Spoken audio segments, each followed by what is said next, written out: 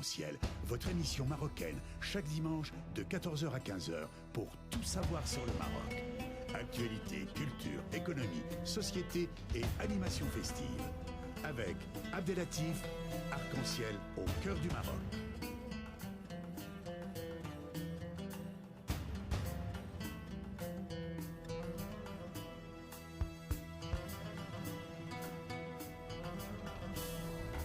Arc-en-Ciel, la chronique.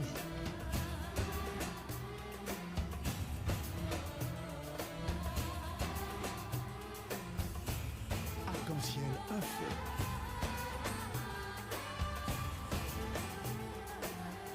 Arc-en-Ciel, animation festive.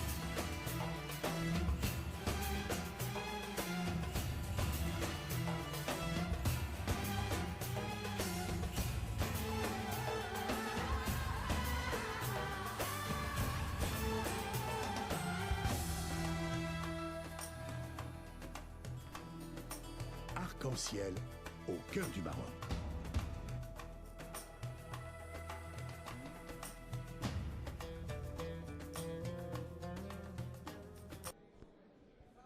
Monsieur le juge, bonjour. Bonjour. Bienvenue, c'est Arc-en-Ciel sur Radio Pluriel. Je suis heureux de vous rencontrer ici à Bruxelles. Le rôle de monsieur le juge dans un forum transmontant à Bruxelles a une dimension politique, une dimension sécuritaire ou une dimension sociale.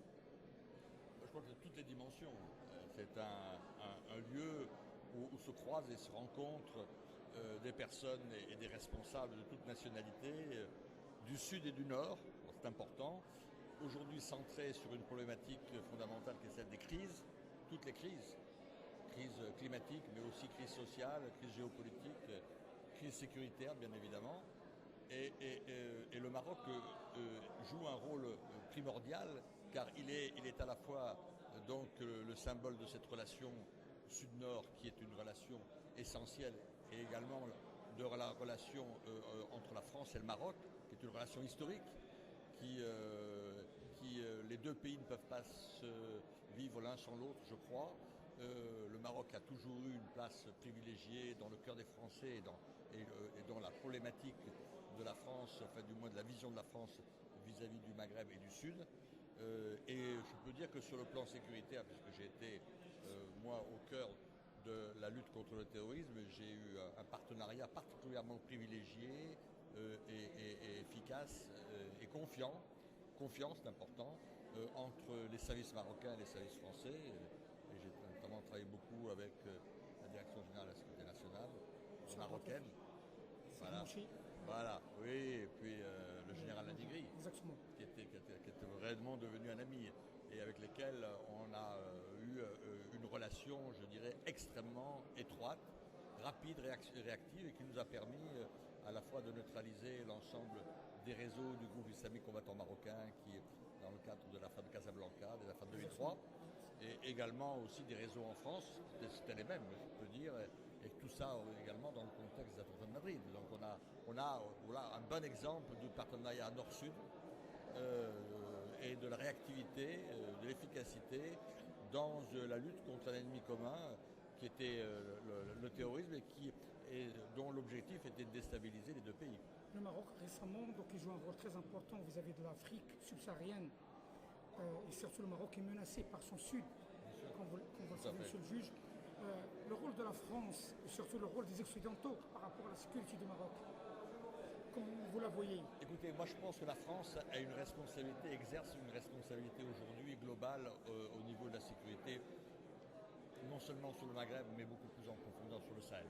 Et la menace, comme vous le savez, elle venait des groupes AQMI en Sardine, Moujao, qui avaient investi le nord du Mali, mais qui commençaient à irradier sur la région et qui ne pouvait poser des problèmes, bien sûr, à l'ensemble des pays du Maghreb, y compris le Maroc, par le sud. Bien sûr. Aujourd'hui, la situation est beaucoup plus sous contrôle, mais elle n'est pas non plus.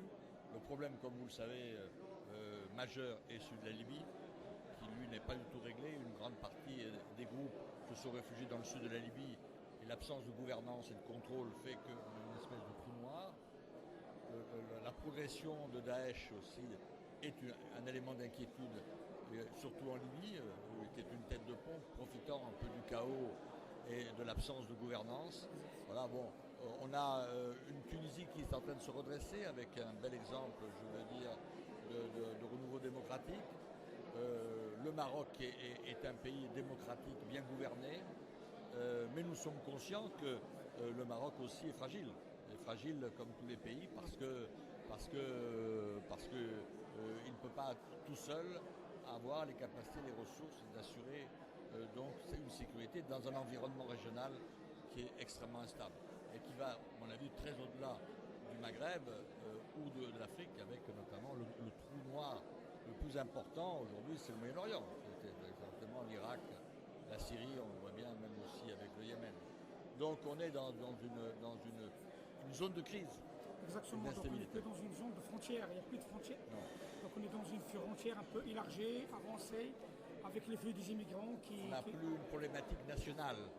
On n'a pas, chaque pays maintenant est obligé de prendre en compte, que ce soit les pays du Sud ou les pays du Nord. On voit bien, on est confrontés, nous, à des problèmes d'immigration qui ne sont pas du tout gérés, avec une Europe qui n'est pas au rendez-vous de ses responsabilités sur les problèmes des flux migratoires, conséquences de la situation en Irak et en Syrie ou dans le Sud, puis à l'exportation du terrorisme, et qui vient aussi de chez nous, avec un nombre croissant. Le Maroc a énormément de ses concitoyens qui partent, mais la France pratiquement autant. Je veux dire, qui partent sur les zones de combat syro-irakiennes, qui rejoignent l'État islamique, et qui vont revenir et vont poser bien sûr de nouveaux problèmes de sécurité internes. Donc on a des enjeux communs. Exactement. Voilà. Exactement. Monsieur le juge, un dernier mot par rapport aux franco-marocains qui sont des Français et des Marocains de France.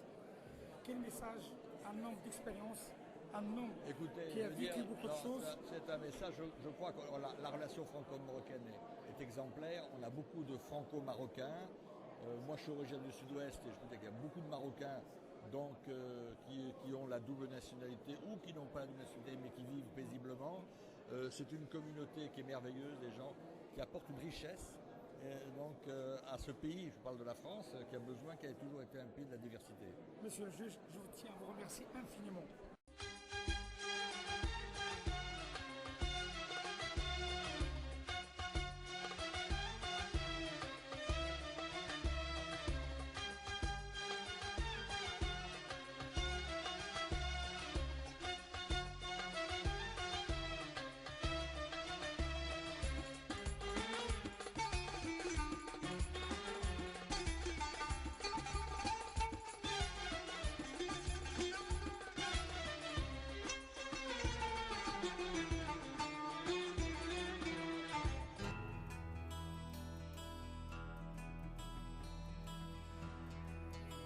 Arc-en-ciel.